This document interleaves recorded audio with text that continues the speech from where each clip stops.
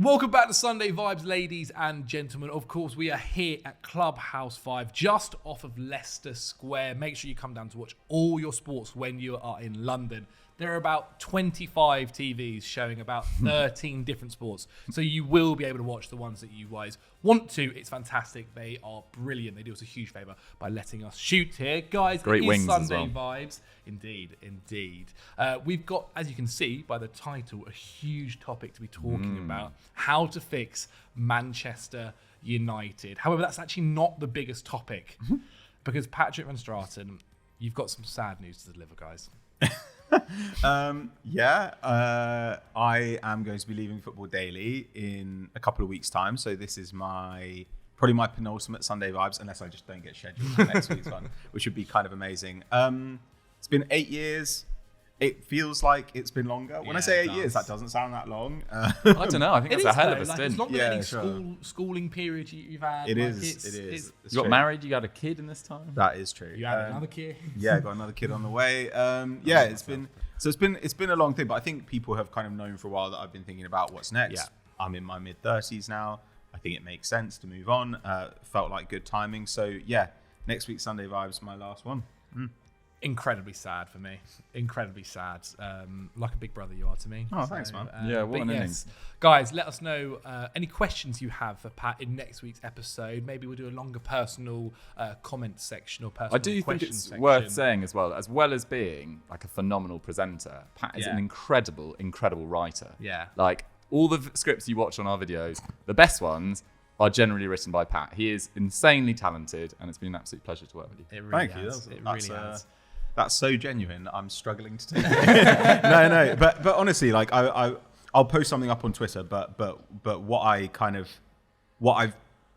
wanted to say with that was that I'm really glad that all the people I work with at Football Daily are getting opportunities to be seen by different audiences. To be seen by more people, because I don't know what it is, but we ended up with so many people who are incredibly talented and super knowledgeable and are amazing at boiling down really complex ideas into a simpler form for a wide audience, which I think is such an amazing skill that loads of people can't do. So seeing Dukes on Sky Sports News, seeing you working with Chelsea, seeing Joe on Saturday Social, like even seeing Henry on things sometimes. Like those things do make me happy, and not that it's to do with me, but it makes me feel proud. So yeah, it's been a beautiful journey. So yes, guys, get in the comments below with stuff you'd like us to ask Pat. No Pat, no party. And to us generically, I guess, for whoever's on the episode next week. And we thought we'd go up with a big bang for you, Pat. We'll go with a big bang. Because we're going to be talking about negative stuff to do with Manchester United, how we for can the 8th time in 8 years. Yeah, I was going to say exactly. This is our yearly Man United how to fix. It's never worked. It is. As you see, there's no Joe Tomlinson here because he was just too distraught to talk about United. He really was. But let's set the scene then. You guys know how this normally works with how to fixes. We'll get the guys who are my sporting directors right here. I'm Sir Jim Radcliffe. Can you believe it? One of the richest men in the world. I can see. Never in doubt. I can see the resemblance. But you two are my sporting directors. I will task you with some positions to go and fill, and we'll get on to that. But to be clear, though, Jim is like angling for 25%. Yes, right? exactly. So when you say you're Sir Jim Radcliffe, what you mean is you're like not that important. No, not yet anyway. Because this is it. Let's add some context to what's happened. Obviously, we saw over the weekend that the Qatari bid basically pulled themselves out of the race, meaning that Radcliffe was the only person left to go in for Manchester United. As Pat just said, it is a 25% stake for £1.3 billion. Now, yesterday they did have a meeting, supposedly, even though this meeting was planned for a long time and it was just brought up. And this process is going to take a while. There are even rumours that it might not even be done by the January transfer window. So it'll be interesting to see how things work out there. Now, we covered a lot of it on Monday Vibes. I think Joe kind of mentioned there's still a lot more questions being raised and answered, really, with what's happened over the last week.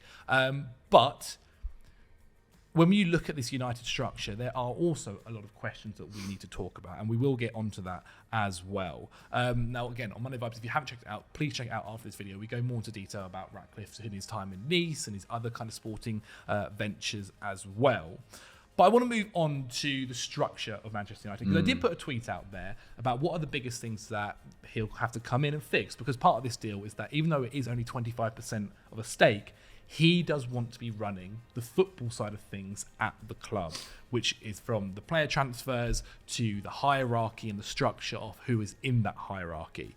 Now, one of the ones that came back a lot is not actually a player in terms of on the pitch, but a sporting director. They wanted somebody in there who has a bit more knowledge, or at least experience with dealing with these kind of things. Obviously, right now, they've got John Murtagh and Richard Arnold.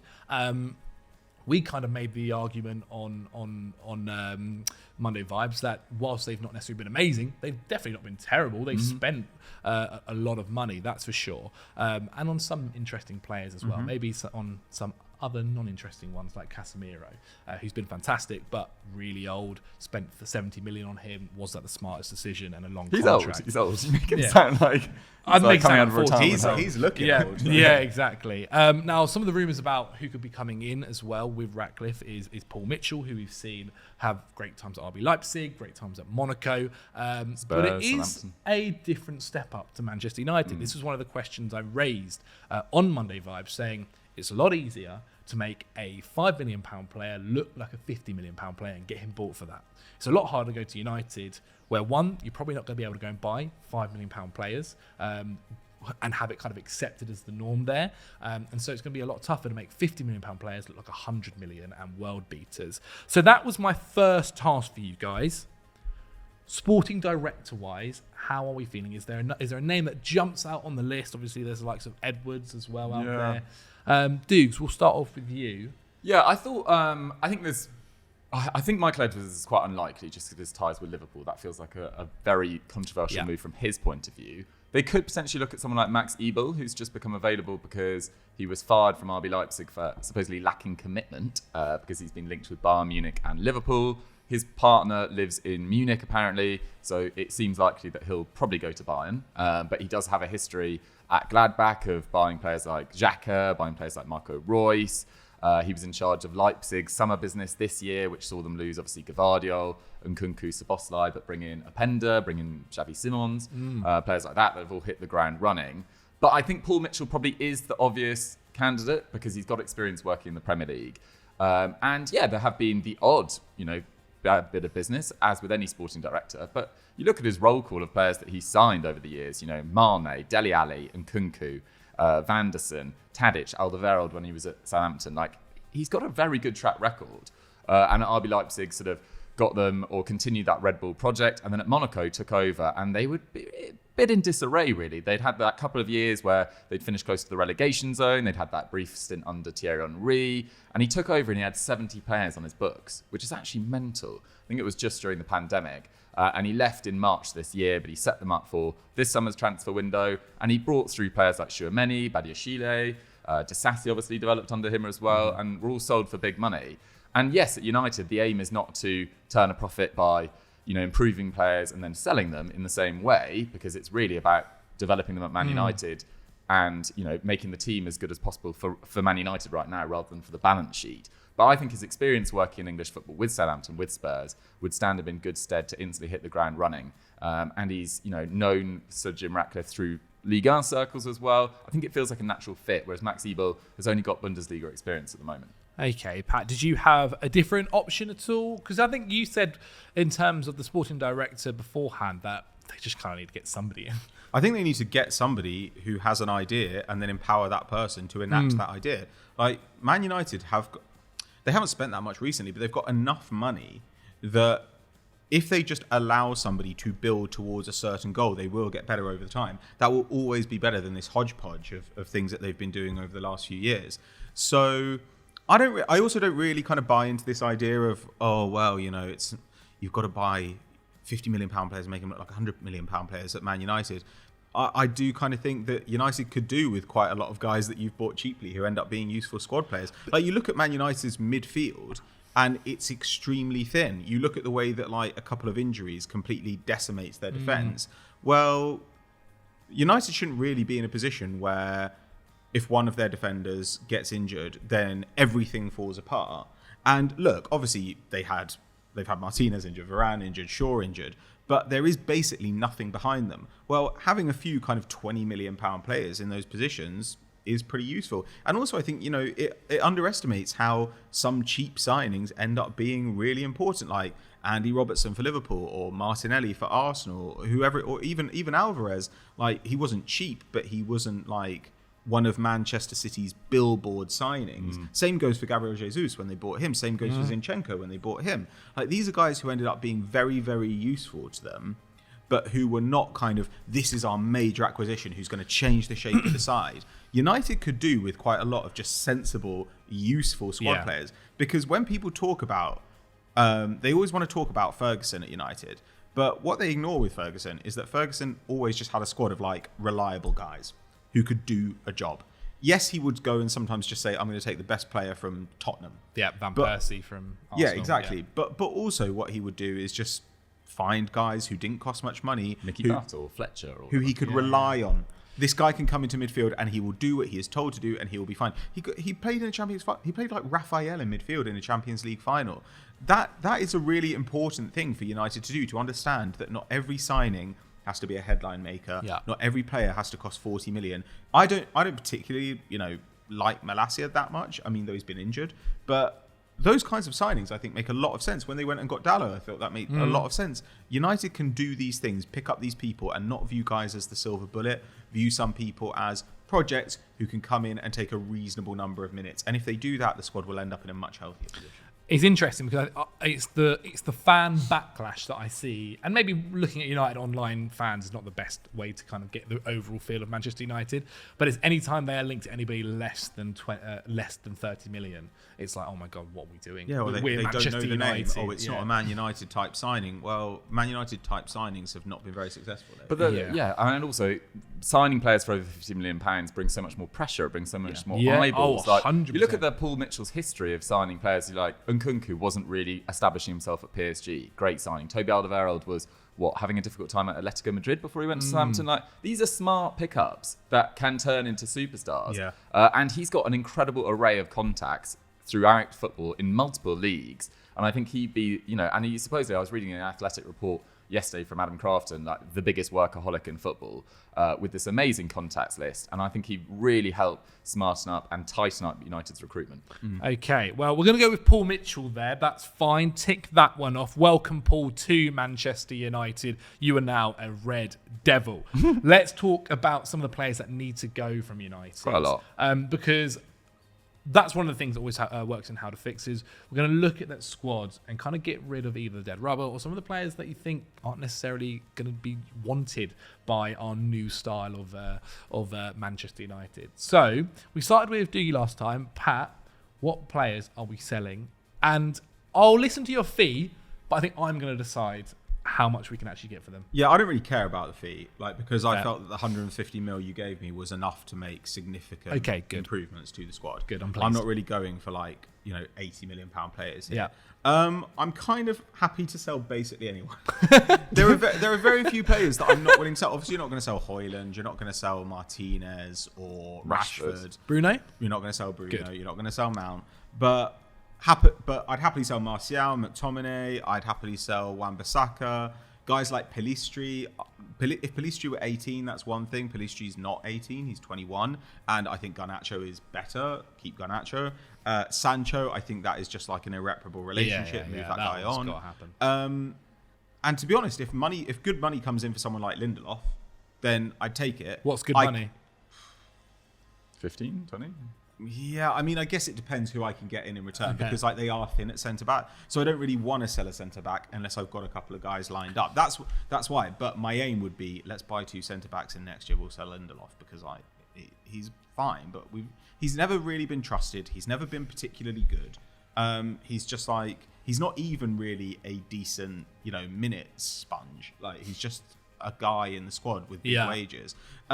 So I'm actually kind of open to selling whoever. I reckon you probably get about 100 mil for Martial, McTominay, AWB, Pelistri, Sancho. Okay. Because I reckon you get 40 for Sancho, you probably get 25 for McTominay. You probably get 15, 20 for Martial. You're already most of the way there. But how old is Pelistri now then? I think he's 21, isn't he? Something like that. Wow. Yeah. Okay. So like, I'm not saying he's old, but I'm saying that like by 21, I want to be seeing signs that you're going to be good enough for Man United's first team one day, and like maybe those signs are there, but they're not clear enough, and he's not getting the minutes.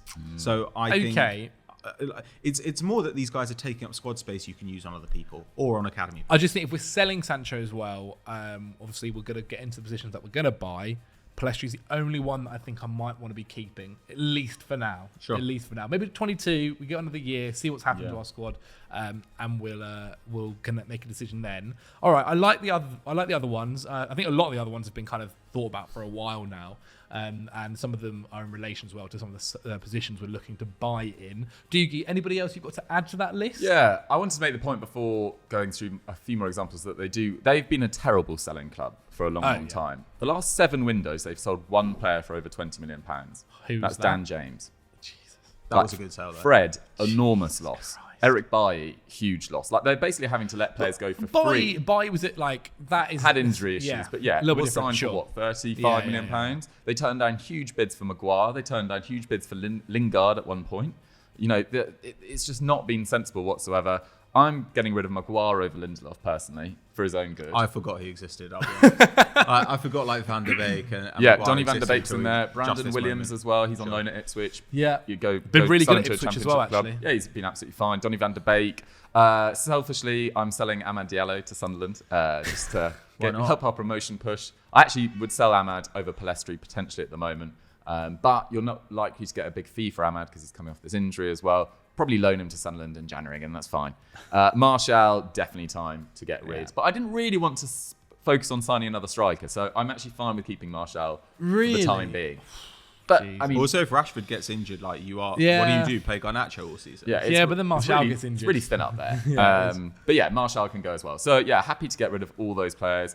You know, there's some really sad stories in here, like Donny van der Beek hasn't worked out at all. Maguire, I feel like the majority of transfers haven't worked out. Yeah, Jadon Sancho as well is a really sad story, to be honest, whatever's going on off the pitch. But he actually hasn't been good enough when he's played either. Yeah, that is completely understandable. All right then. Okay, United fans are weird about this stuff too. Like sometimes you say, "Oh, they should sell this guy," and they're like, "No, he's actually been really good. He's actually been really good." And then they complain that like their team hasn't been good enough, and you're like, well, quite often they'll defend these guys. Like I never really know. Every time I talk to Man United fans, they change their mind about who's been amazing and who's been terrible. And one moment I think they're like, "Oh, McTominay, yeah." They're like, "Oh no, McTominay's actually really good. McTominay's really good," and then they're complaining about like how the team isn't good enough, and you're like, well, McTominay would not be getting major minutes at any other top club. Like, I'm not saying he's terrible, but like, move on. Yeah. Okay, well, I can agree to say that we're going to get an extra 100 million, and we're not an amazing selling club, but I think with me in charge now, yeah, of course, 100 mil is quite negative. I think, yeah, quite low down. I reckon I'll go 125. Nice. 125 mil added to the kitty. As Pat mentioned, I've also given you from my 1.3 billion, whatever it was, investment. I've given you 150 million of that, plus now 125 million. Got a big kitty. That is a lot of money. 275 million we've got to spend in this window. Sick. Obviously, if we're regarding FFP, it might end up a little bit different, but that's no fun here. So the positions I've asked you to go and search are the same as ever.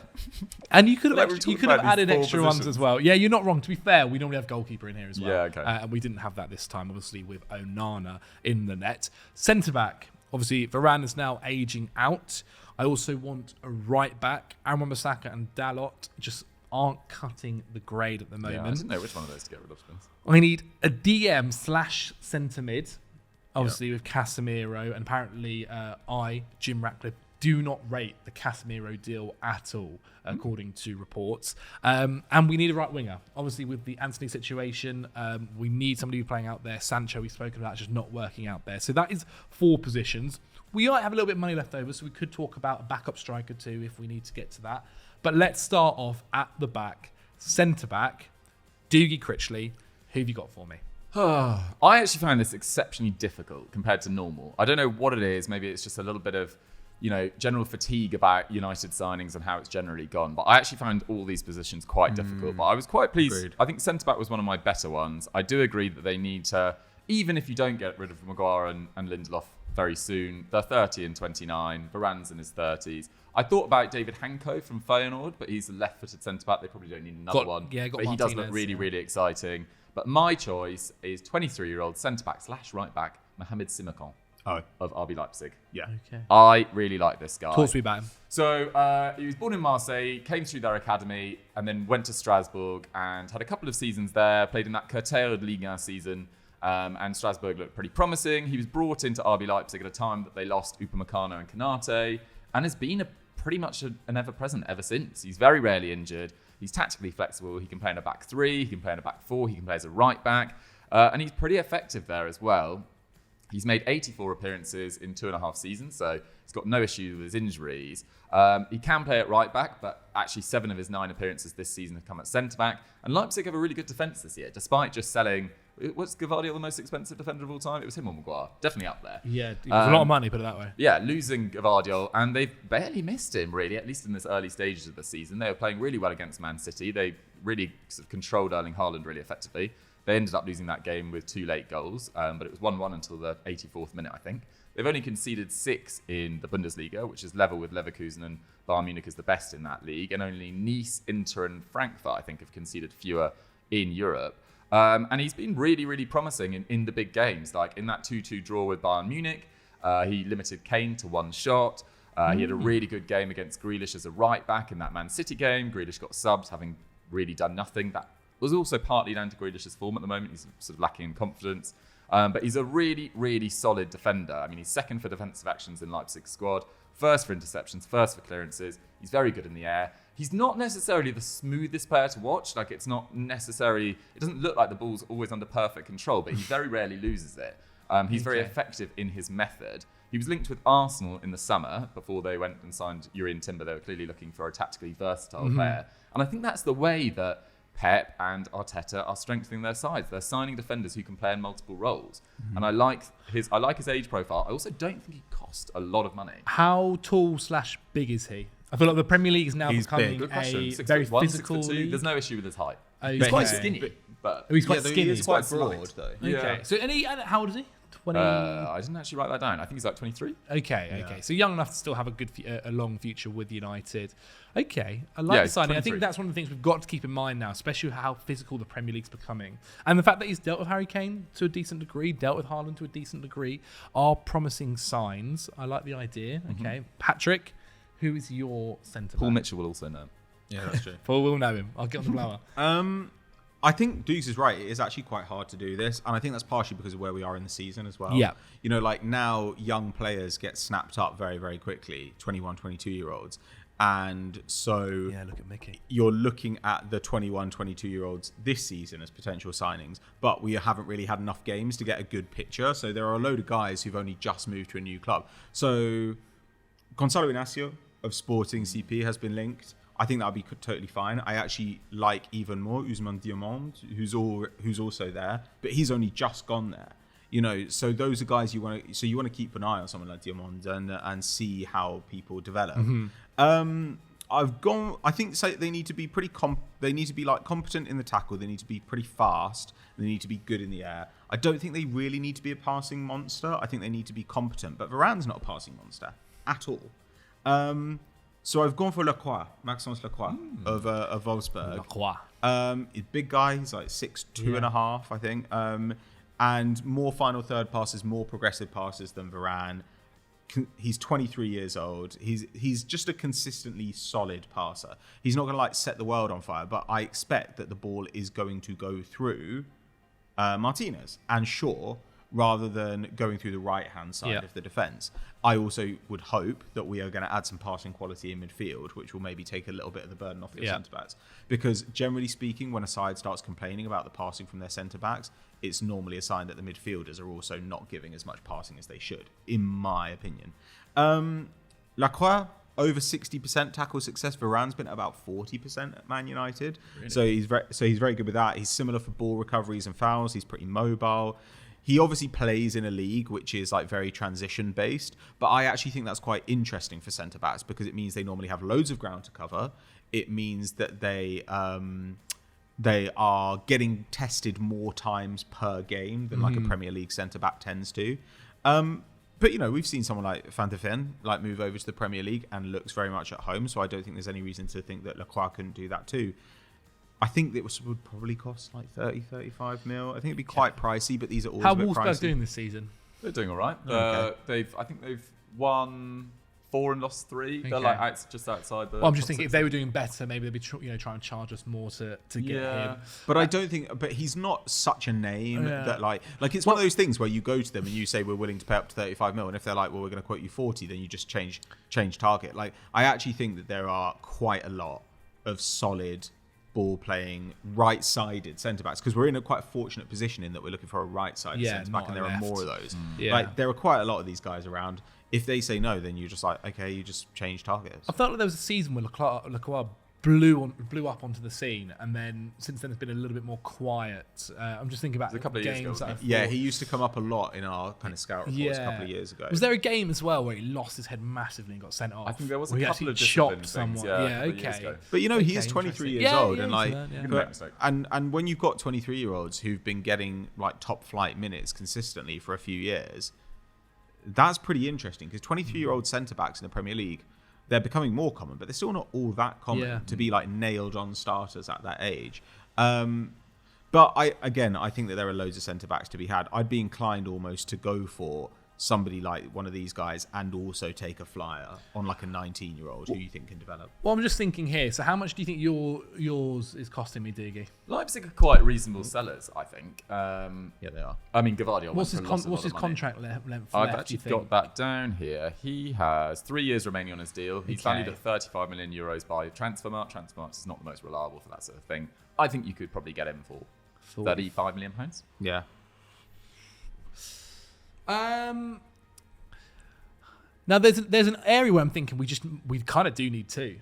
Really, we're playing at the moment. We're playing a back line of Johnny Evans and Harry Maguire. I actually think I will change my mind though. I think that if you have the choice of these two and they're similar price, you should go for Simicon, because he covers 2 positions. With right back at the same time, but we are going to be looking at right. He's also played at a higher level.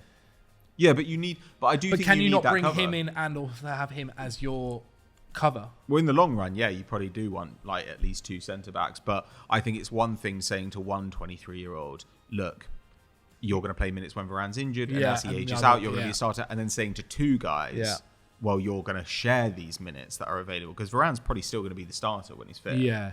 Well, and they'll both compete, because Lissandro's only 125 as well, so they'll compete for one spot when Varane's retired. Okay. All right, we're going to go with Doogie's, and I'm going to say 40. 40 I million think pounds. 35 is a little bit too cheap, so we'll put 40 down. 235 million pounds in the budget. Exactly. So we've got a lot of money. Hoping to hear maybe a possible big name. Remember, we've got to keep these fans excited for a big signing. Okay. Well, let's move to right back now. So obviously we've got Diogo Dalot, we've got Aaron Wan-Bissaka. We're saying we're going to sell Aaron Wan-Bissaka to whatever club will take him. I'd sell either of them. Either of them. I mean, last year I pitched quite useful to have in your squad. For a defensive. Okay. Well, who'd you rather sell? Dalot's clearly the better player. Okay, so I thought Dalot was one of the few players that actually played really well under Ralph Rangnick. Yeah. I don't think he's kicked on as much as I expected. Well, I was pitching him to Real Madrid a couple of I think we were all he felt like he was on the verge of really exploding, but he's just not quite good enough at anything yet. Okay. He's not elite at anything, I don't think. Well, we've kept him. We've sold Aaron Wan-Bissaka. Okay. So who is my right back from you, Pat? Okay, so I think this is maybe the hardest position to recruit for.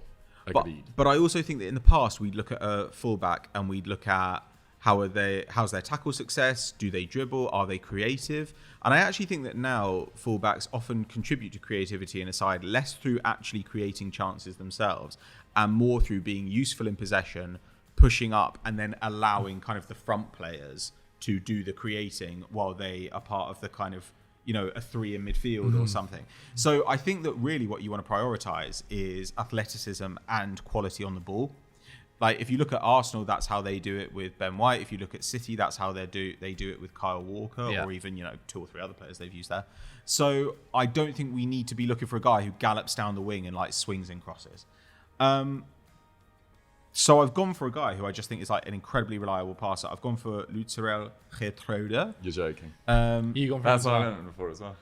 Wow. Okay. Sounds like my decision is made. But talk to me about him.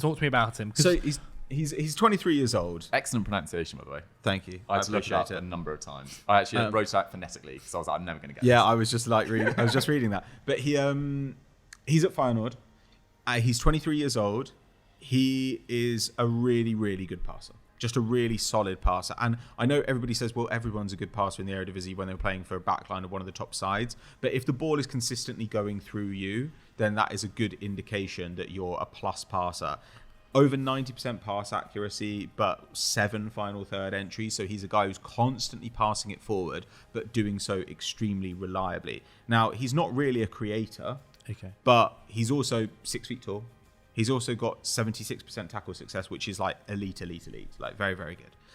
Over the last 2 years, he carries the ball forward. He doesn't get dispossessed. He's got good ball recovery numbers. So he is somebody who's going to help you score goals, not through creating chances, not through breaking into the box, but through helping keep teams pinned in.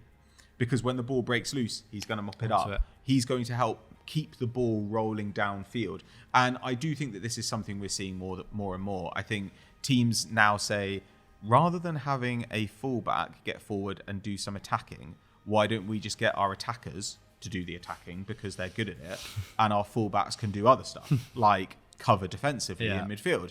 And that has become the kind of dominant style. I think that's probably where United need to go. And in a way, I think the signing of Mount is an indication that they want to do that, because now you're looking at essentially 5 attackers in the side, 2 wingers, a striker, plus Mount, plus Bruno. You don't also need a right back bombing on. So Geertruida can get into the final third and do a little bit of, I guess, recycling of possession there. But what he's really going to do is make your team a lot more robust, give them a bit more quality on the ball, mean that when Shaw's out, you're less concerned about your ability to pass out from the back.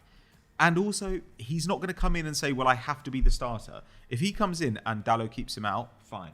If he comes in and he pushes Dalot out, fine. Neither one of those things is a bad situation. He's not going to be so expensive that everyone's going to say, well, you have to make use of him. It's not going to be like Cucurella or something. His wages aren't going to be that extreme either. So I think he's kind of got everything that you would want to see, with the kind of caveat that fullbacks are really hard to scout for, and it kind of depends what Ten Hag wants his defenders to do. Yeah, that's a very good point.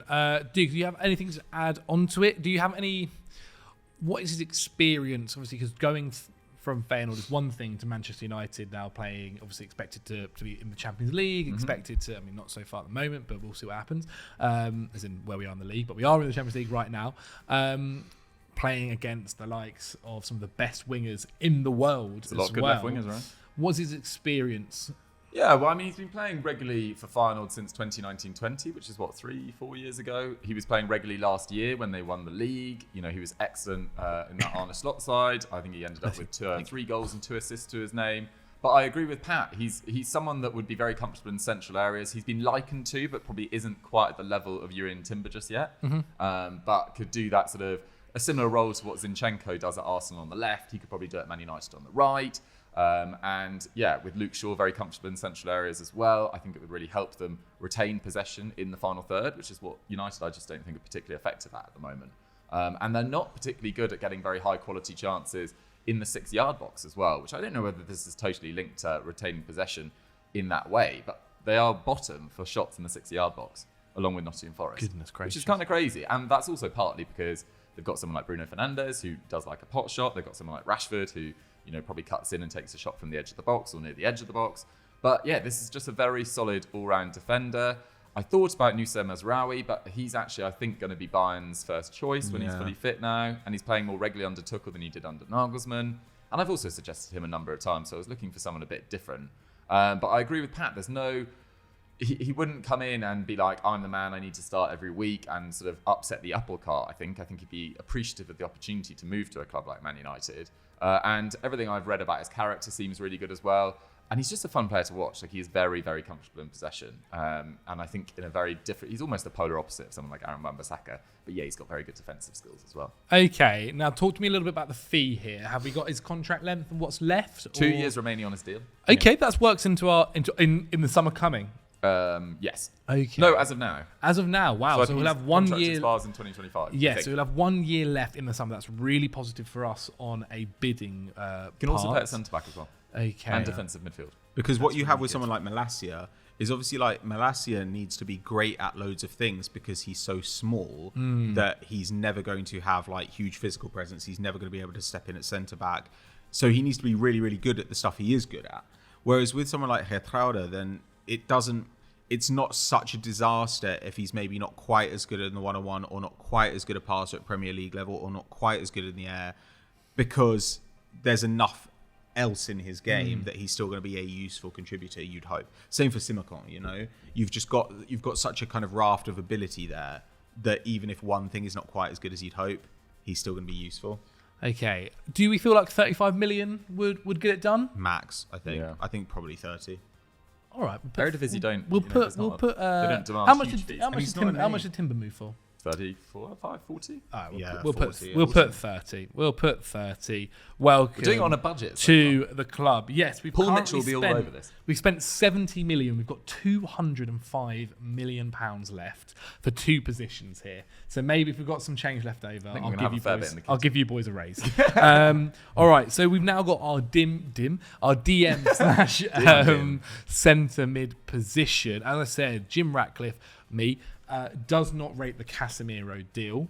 We've also seen, it feels like Casemiro have a slight drop off this season as well, though he's had 1 or 2 games much where he's hero looked a lot better. So how are we doing this? Who have we looked for? Well, Doogie Critchley? I went for a player that can play as a defensive midfielder but can also play in central midfield, because they have just bought Sofian Amrabat as well. But I wanted someone, you know, with more defensive He's on presence. loan, isn't he? Sorry? Amrabat's on loan. Yeah, but you expect it will go through. Okay. Yeah, I mean, I'd have thought. I don't know, you know, but Really? yeah, maybe. We'll say, Okay, yeah, sure. way. But I wanted someone with a bit more defensive presence of someone like Mount, more natural in that position as well. And I went for a player who's actually not having necessarily the best of time of it at the moment in Manuel Locatelli. But I think he's a really high potential player, and he's still only 25. You know, came through at Atalanta's academy, then went to Milan. Played actually a lot of football at Milan. I still think they regret kind of letting him go. Then went to Sassuolo and was absolutely brilliant under De Zerbi for a number of years there. 99 appearances. This is a guy that's very rarely injured. Then joins Juve, and I think his first year under Allegri was really quite good. But 3 goals and 4 assists in that first year. Last year, though, he was completely outshone by Rabiot and looked a little bit sort of unhappy. You know, I don't actually have any articles or any. He just looked unhappy on the pitch. Juve in general looks quite unhappy. Yeah, and this is also a real long shot in terms of Juve letting go of a midfielder, because they've obviously got Pogba's testosterone issue. They've got Fajr Ali, who's just been banned for 7 months. I think it's highly unlikely that they sell him. Unless we pay a lot of money. But there's Or use the Sancho thing. Yeah. Or yeah, exactly. They are supposedly into Sancho. But I think he is a really, really good player. I mean, he started all 8 league games this year. He's 11th for passes completed in Italy. Completed the second most long passes out of any midfielder behind Hakan Çalhanoğlu, who is reinvented himself really effectively as a defensive midfielder. And his passing into the final third's great. We've seen less of that dribbling that kind of... He at one stage at Sassuolo, he kind of looked a little bit similar to someone like Frenkie de Jong, who's so comfortable in tight spaces, very good dribbler through midfield zones. He's done less of that at Juve, but there is a player that can do that. And I think at Man United, fresh start for him. Think he'd cost a fair amount of money, because Juve don't really want to sell him. But I think he'd be a really, really excellent addition. The other players I looked at were more natural defensive midfielders. Jair Pelinha or Florentino Luis, who I've been suggesting for about a year. But I thought Locatelli was a more interesting shout and actually fits more in the short term with Casemiro still wanting to be used. So they paid a lot of money for Casemiro. So you think our starting midfield would be Bruno, Locatelli and Casemiro? Bruno, Locatelli. Yeah, exactly. Okay. Maybe, but you know, it kind of depends. Like, you can also play a diamond where you play like Bruno behind like Rashford, Højlund, and play Mount, Locatelli either side of Casemiro. Like, there are different ways you can set up. Solves like, the right wing issue. This idea that like we have to play this particular way, we have to line up despite the weaknesses in the squad, I think is just foolish. Like, sometimes you've got to adjust things. But United fans have been weird about, you know, like, they talk about Eriksen sometimes. They're like, Eriksen's been sensational for us. They're like, Eriksen's been good for them. He has been good for them. But sometimes they talk about him like he's Modric, or like the way Leicester fans used to talk about Vardy. It's like, he's undroppable. We cannot ever replace this guy. You have to replace him. It's just his age. Yeah. Locatelli would be probably I would say like the perfect. I think Locatelli would be better for them at this stage of their squad than long-term target Frankie de Jong would be. He makes way more sense. These are the sorts of players they need to get. Guys who could do more than one thing. Like I've gone for Kakare. I know we've talked about him 100 times, but like Kakare very similar, I think. What they need is somebody in midfield who's a good progressive passer, who can carry the ball, who also wants to defend. Yeah. And also, I think in a way, Eriksen's most important quality is just that he makes right decisions. Like Bruno is an amazing player, but Bruno does ludicrous stuff all the time. Like Bruno is a wasteful player because he always wants to try the ball from back to front as quickly as possible. He wants to move the team really quickly. Sometimes you need somebody in there who is capable of keeping it ticking over, who makes consistently right decisions, who doesn't do foolish stuff in the hope that it will like change the game, who understands that the game is also at times about patience. And Kakare now has a long track record in Ligue 1. Like he's still 23, but he's got over 100 top flight appearances for Lyon. Lyon suck right now. They've been really poor. So it's a good opportunity to get him. And actually, when they sold like Lukeba in the summer, pretty reasonable fee. Like Lyon are not kind of crazy at the moment with the fees they're trying to extract from people, I don't think. And maybe you can get Kakare, and then they think we can keep Cherki. He needs to leave as well. But his whole career, Kakare has put up great defensive output, like between 4 and 5 tackles and interceptions a game, which is excellent. And I also think that the fact that he's kind of 5'7", 5'8" is less of a worry in a post N'Golo Conte world, because we understand now that what you need in midfield is balance. You need to be knocked off the ball easily, and those things aren't just about size. You need to be nimble, and I think if he's there alongside Casemiro as well, it becomes way less of a concern. Yeah. Plus, Mount, Bruno, these guys do actually pull their weight in the press. Over 6 progressive passes a game, like that is also very, very, very good. And his press resistance is amazing. And that's something that United don't really have. They don't really have it at the back. They don't really have it in the centre of the park. They don't have a guy who gets pressed and just turns away from it and runs upfield. Mount, they hope, can do it. But Eriksen certainly can't. Casemiro can't. Bruno can't. Like, I'm not saying that like they just get knocked off the ball very easily, but they're not going to like beat a man and like drive upfield. And that is something that Kakare does very, very consistently. He's a real kind of like Lyon Academy midfielder in that sense. So I just think he's a guy who right now can play as an 8 alongside Casemiro. In the long term, I think could play as a 6. But just add some passing reliability, and he's the right age profile. He's not so young that he's a total project. He's not old enough that you're going to think, God, 3 years' time, we're going to have to replace this guy. I think that what he is a kind of Kovacic type. Yeah. He's not the physical presence that Kovacic can be, but he is a ball mover who's exceptionally reliable and can flex between roles in a useful way. That is such an important thing for United to have. They're maybe the only top club that don't have that. In terms of money here, what do you think the fees will cost? Because obviously we mentioned Locatelli is going to cost a little bit more than maybe we'd like to pay for. I don't know, £50 million maybe. They've got quite a few financial issues, but they are quite short of midfielders. But also, you said there is the Sancho deal, and we've got a lot of money left over. We've got loads of money, so look, Locatelli's good enough that if you go to them for 50 million, they're like, no, give us 80. And you end up paying 65, you kind of don't mind. He's 25, he's really good. United fans will be against, some on surface will be against Locatelli because he's not played as well as he could in the last year. Yeah. And he's just been dropped by Italy, but he's a sensible addition. They'll be against everyone though. I think United fans sometimes are if we sign a midfielder, it has to be like Kimmich. If we sign an attacking midfielder, it has to be Musiala or something. Truly, I think sometimes this is the way that United fans are. They're well, we've obviously got to get a world-class player in. And you think loads of the players that are world-class now were not bought when they were world-class. And also, Kimmich was bought from Leipzig when they were still in the 2nd division. And also, not all of them want to come to Manchester United right now. Yes. It's not the best kind of club to be looking at and going, I want to spend my next 5 years at and hope for the best when who knows what will happen over the next couple of years. Okay. I like both the shouts. I really do. I think a lot of our suggestions today have been really good. I think I am edging a little bit more to Locatelli. Mm-hmm. But it does feel like your boy Pat is going to be snapped up as soon as possible. Well, we've said that. So much talent in that squad. It's crazy how it's not. There is so much talent in that squad, which also makes you look at it and go, how is it still not? has been so bad this Behind the year scenes, it's as bad. well. Behind the scenes has Disaster. been awful. But we're going to go with Locatelli, and I'm going to go 60 million. Okay. 60 I million. think that's a pretty good price, to be honest. Maybe there's something in there as well where we get him for a little bit less and Sancho goes the other way, but who knows? We'll see what happens in reality. But right now we have spent 130 million pounds. We've obviously said there was 275, and I've got one position left for you. So there's a lot of money to spend here. You can go and say, Getting Mo Salah. yeah, exactly. So maybe we'll go back through it and see if we can go add an extra one of your suggestions Sure. as well afterwards, or if another player pops into our heads. That would be great for the rest of the money that we can do that as well. But right wing, it's been a bit of an issue for us for a few years now. Yeah. It has been. Obviously, Anthony hasn't worked out. Obviously, everything that's happened behind the scenes. But even when he was playing, wasn't working on the pitch either. The Sancho situation, he was being played on the right. Had some games that looked really good. Now that just doesn't look like it's ever going to be resolved, and he'll have to move on.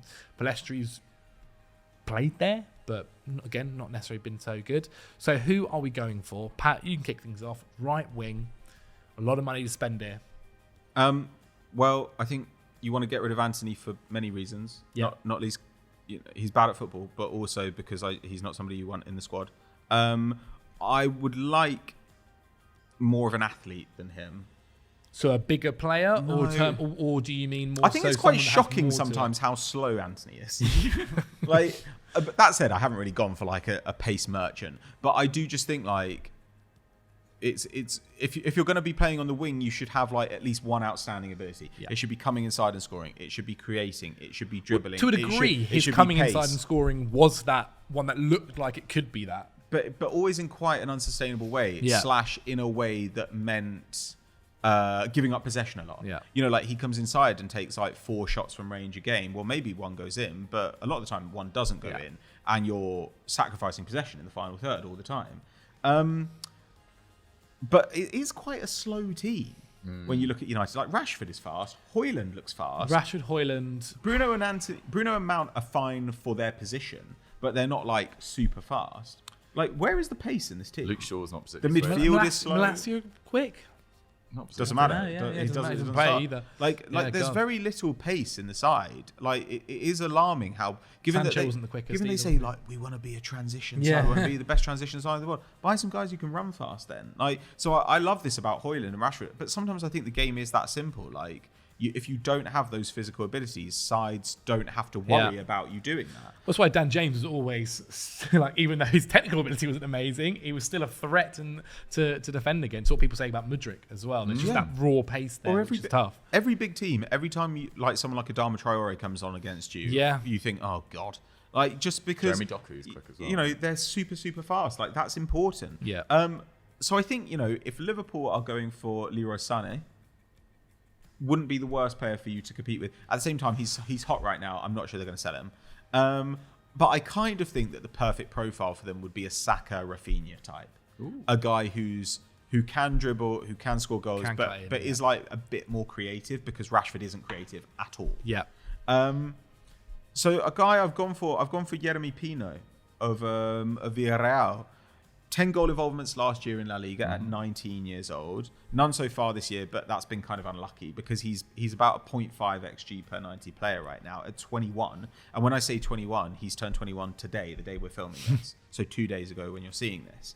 But he's got quite a lot of football already for a good side, Like he's played in the Champions League with them. And his expected goals per 90 about 60-40 split between shooting and creating. So he's a nice kind of all-round threat, I would say. 80% pass success, which for a winger is crazy stuff. So he's very reliable on the ball. Big defensive output, 3 tackles and interceptions a game. That's really important. That is I think you need some protection from this winger. And United fans, the one thing that they have talked about with Anthony is, well, He does he does Yeah. work hard and he keeps possession ticking over. He's not playing hero ball. Well, I think Pino can do that while adding a little bit more one-on-one threat because he tries 3 dribbles a game, has about 50%. And if we're success, adding pretty good. our new right back to the side as well, that could work quite well too. Yeah. As a little duo-ship. And he's a good outlet. He dribbles the ball into the box 1.6 times a game. That's about the same as Sané. 10 progressive passes received, so good outlet there. And he's super young. Yeah. Like, this guy has got 2-3 years before you'd expect him to start turning into the finished article. But I just think he's a nice balance. And also, I don't want to go and spend a crazy fee on someone unless they are basically a nailed-on success. Yeah. Like, if you can get me, like, you know, Kwicha Kvaratskhelia, even though he plays on the wrong side, like, if you can go and get a guy like that, fine. But if you're talking about going and spending 60, 70 mil on a winger who is anything less than like a guaranteed success, I just think that's a horrible situation for United right now. As you were saying before, all their signings have massive scrutiny. And the pressure that comes on the second you're over 40 million, the second you're over 50 million, the pressure that comes with you to bang in that position. And when you think about this position in particular for it's like 5-6 years now we've been saying how it is. Yeah, exactly. But that pressure, United fans need you to be doing well. Whereas if United went and bought 5 players in the summer who were all between 25 and 40 mil, then I think we'd all just be like, well, we don't know which one that we're going to focus on as like, this guy's been a total failure. And those fees are all fairly reasonable for top sides. And I don't think anyone would really bat an eyelid. You know, it would be understandable for some of them to play a bit more, some of them to play a bit less, but for United to be understood to have improved the squad as a whole. So I think Pino is a guy who could mature into a genuine superstar, who's already useful, and also who just fits the needs. Because fundamentally, the attack is always going to be Bruno trying to find Rashford. Yeah. That is what the attack is going to be. So you need a guy who comes in who can add something of his own while not upsetting that fundamental dynamic, which does work. I like it. I like it with Pino. I do wonder again. It's got a long contract, I will say that. Yeah, but Villarreal are to sell one. Yeah, you know, I reckon you get him for 40 mil. Just thinking, obviously Samuel Chukwueze moved from them. Someone hasn't had the best of time since going to AC Milan. And I'm not saying that anywhere near the same players. It's just obviously going from the similar club to one that's like AC Milan, who obviously have been doing very well recently. Is an interesting a viewpoint to have too. But again, I think that's partially a balance issue. Yeah, I think Pulisic is a better balance with Leao than Chukwueze is, because I think Chukwueze, when you look at his profile, is basically Leao but much worse. Like, he's like Leao. He's very similar to Leao, but like worse in each category. Yeah. Whereas what you want is more of a balance. Pulisic is more of a get into the box and try and score guy. Leao is much more of a progressive carrier. Yeah. So I think that what we're trying to do here is balance the attack. The whole team. No, that makes sense. Okay then, Doogie, who is your suggestion? Again, a lot of money to play with. You do have a lot of money to play with. Right wing's really difficult. Yeah. I think it's really, really difficult. Along with right back. Yeah. You think left wing's easier than right wing? There's so many good left wingers around. But, you know, for United, it's very difficult. I mean, someone like Serge Gnabry's not playing that much at Bayern anymore. He'd be great. Quite punchy. Xavi Simons as well, but I think he's actually more of a 10, or at least more of a central player. And also he's just gone to PSG, hasn't he? So. Yes, exactly. So that feels quite unlikely. I looked at Dani Olmo as well. Yeah, Dani Olmo would be brilliant. But I don't know, he's much more of a striker almost. Yeah. So does his best work centrally. I'm not actually 100% convinced by my suggestion, but I went with Jared Bowen of West Ham. Okay. I think I actually thought you were going to laugh at most of my suggestions because they weren't Premier League proven, and I kind of wanted someone that I think could hit the ground running. I like the Bowen shout, man. And I think Liverpool and Man United are going to be looking at right wingers in the next couple of years, and there's going to be the same names in and around it, and I don't think Bowen would be looked at by Liverpool. I'm not sure he's quite ready to replace Salah. But I think he could do a really good job at Man United. This is a guy that's shown incredible resilience in his career. Like, he was playing for Hereford United in the National League 10 years ago. He then went to Hull and was genuinely incredible in the Championship. Was brilliant. I think he had 23 goal contributions in 29 games in half a season before West Ham picked him up. He played Chelsea in the FA Cup at Hull, and he was ridiculous. He's brilliant. And he's an output guy. Like, I'm not sure he's necessarily going to be like, a highlights reel of amazing dribbles or, incredible creative passes. But he gets goals and assists. Yeah. He just gets goals and assists in a pretty average West Ham side in terms of on the eye, at least. Like, they are not, they've averaged, I think, the second lowest possession in the entire league. I think they're about 37% this year. And Bowen's got 5 goals and 1 assist in the league this year. And his output over the last few years has just been exceptional. So 13 league goal contributions in his first full season, then 22 in his second. Last year, supposed a down year, he still finished with 11 goals and assists in a West Ham side that were facing relegation for much of the year. And then he goes and scores the winner in a UEFA Conference League final. And his raw numbers for a side that don't see a lot of the ball are really, really impressive as well. He's at 0.57 expected goals and assists per 90 this season. He's never dropped below 0.42 since being at West Ham. Rashford's done that twice in the last 4 seasons alone. So he's more consistent. He's a much better player than Antony, in my opinion.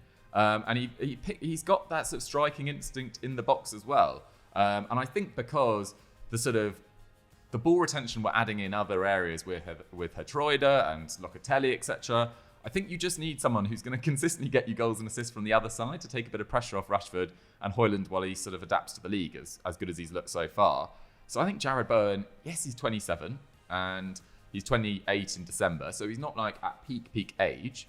But I think with the amount of signings we've signed at slightly younger, I think you can take it's not really a risk. I think it's actually a pretty sensible move. What's his contract length? Because obviously it's West Ham. They are going to be pulling our pants down. I don't actually have his contract length down here. All right. I think it's probably maybe 3 I'll have a quick look on my phone, just because I think that does determine a big bit onto what I think what West price Ham would we ask pay. for £70 million. Probably. I feel like that is a rough fee. But it's really difficult. Trying to find a right winger that is in the right age bracket, that is, ready for the standard of Man United is really, really difficult. Oh my god. That's kind of my issue with like the He must have just signed. He actually just signed a new contract 10 days ago. It runs out in 2030. 2030? All right, that's off the table. Oh my god. What are they going to have to pay to get him? 2030? That's mad. Okay, I missed that information. Yeah, that's a while away. Yeah, okay. Jared Bowen's probably off the table. But maybe there's a release clause. Like maybe there's I don't want to put. Could we say Jared Bowen is a £100 million player? I would not pay 100 million. I wouldn't either, for Jared Bowen. But you'd pay 70. You'd be better off buying two £50 million attackers for that. But it's nice because he would see Man United as like the final stage of his career and like a real honour to play for that club. Like Serge Gnabry, I don't know whether he'd come to Man United in the best headspace. Like he might think he's slightly above a side that's struggling in mid-table. And how much do you think Serge Gnabry's costing us? Again, I think he costs a lot of money. Okay, but we've got a lot of money to spend. And isn't he 28? I've got a lot of money to spend with you guys. Like I feel like I can guarantee your one.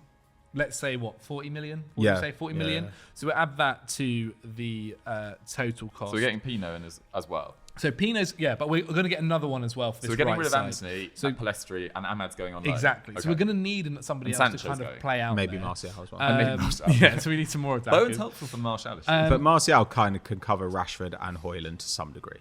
So just doing really quick maths, 140, 150, 160, 170 million spent. So we've got 105 million pounds. I think that's right. So we've got 100 mil left.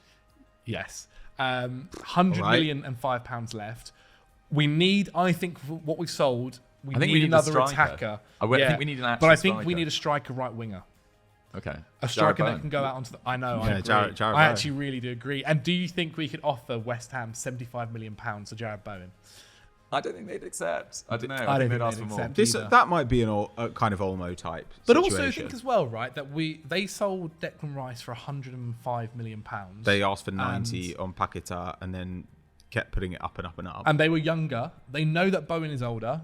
They know that they're not necessarily going to be getting that. They've given him a 7-year deal for a reason. Ridiculous 7 years. It makes me feel like there should be some sort of release, but there won't be. Okay, like if we can get Bowen for 75, we'd do that. But let's say we can't. How much Dani Olmo costing us? Oh, probably. We've like already 50. taken their centre back. 50, 60. Probably like 50. Like it's not even that crazy. I don't think. Like I think that there are probably guys to be had. I mean, once you're in this price range, then I think, well, if we're talking like 80, 90 mil, like I'll get Mitoma off Brighton. I think you could get him for Bowen price, and I think he is. More of a left winger, I think he's better. Yeah, would he play on the right? But I think he's better than Bowen. But I guess so. But I guess the issue is, the issue is he needs to be playing striker too. I think this is a key thing for us. We can't. We've just we've just come out of the era where we have to keep playing Martial because we've got no other striker that's injured, available. Then he got injured. Do we then want to put this pressure on Højlund, who's already dealing with the back injury? The crossover of right winger / striker there's not that many crossovers. No, you're right. And I think sometimes you just have to say like, okay, well, Rashford has to play up front in this game. Like I understand that's not ideal, and people are like, no, Rashford does his best work off the left wing.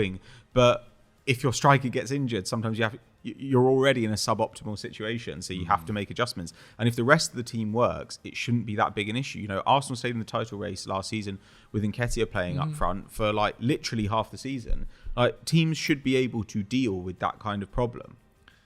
Okay. Serge Gnabry can play centrally. They can.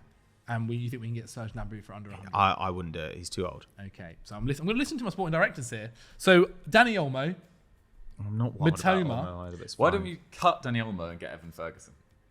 Because then we've got two actual centre forwards. Hoyland, yeah, we need Unless you're someone. going to play Hoyland on the wing. But, I suppose he did kind of play some. Did he play on the right or left though? Wasn't it? It doesn't matter. I don't think that. I think Okay. that stuff is really overrated. Okay. Like unless your aim is just for them to cut inside and shoot. Yeah. I've just had a thought. Uh-oh. I don't know how good the thought is, but I was just thinking about Atalanta. Adamella Lookman can play on the wing and he can play in the middle. Yeah.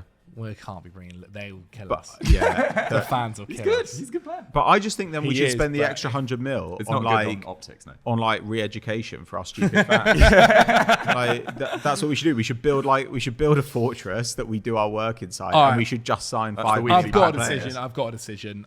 We're going to be buying Danny Olmo, Nice. It's not going to be bad. and Danny you Olmo would two be a getting useful a player. 25 million bonus each. Oh well, if we'd known that, Happy then- days. There you Great. go, lads. There you go. That's Pat's retirement. We so- said, Yeah, I thank actually think Danny Olmo's going to cost more than 50 million as well. I think it might be more Probably. 60. I don't know, 70. man. Like there are a load of attackers in that side at the moment, and he is by no means like the top one or even Is the Benjamin top Sesko three. only playing striker? Or was he not playing? Back up to Openda. Okay. Yeah. But can he do the? And can he do Werner's the not wing? getting a I look don't think in. he can No, not the wing. Okay, all right, interesting because he's obviously one that we'll be talking about as well for years to come.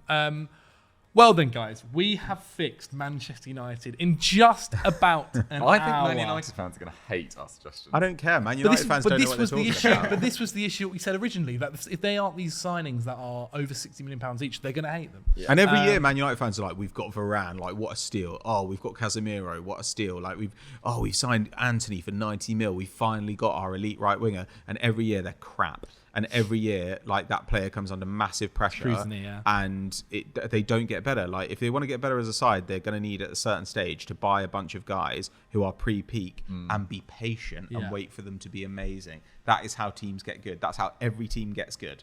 So Yeah.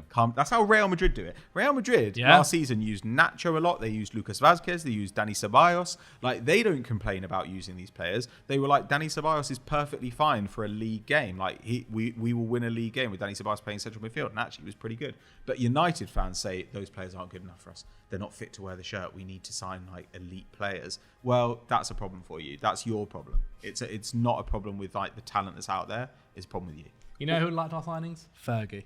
Fergie would have. Yeah, I think the oldest player we've suggested is Locatelli at 25. Yeah. I think Danny Olmo might be 25 or 26. Maybe he's 24. He's around that age. Yeah. But yeah, Okay. they're young. Well, there we have it. Manchester United has been fixed. Let us know what you guys think in the comments below. And any other suggestions you would have had for some of these positions with that transfer budget or players that you would have also wanted sold, let us know down there too. And any other clubs you think we should be fixing over the next month or so. Again, get in the comments, get at us on social media. We'll put a tweet out asking for some questions you want us to ask Patrick and the gang. We on know Sunday what Live 90% of next the comments are going to be about. Yeah, we do. Exactly. We are endless tiers. Exactly. We are very, very sad that Pat is leaving. He's been an absolute veteran, Stalwart. legend, icon. YouTube icon. He really is. Other If synonyms they were for making, old. you know, Ultimate Team, Patrick would be one of the icons. Yeah, he yeah, would yeah, be. yeah. He'd Thank be- you. Slow reveal and then Yeah, exactly. Yeah. And it'd come out and just be like, "Why are you playing this game?" But yes, no. Thank you so much, Pat. If you enjoyed the video, like the video, subscribe to Football Daily for more, and we'll see you guys very, very soon. Bye.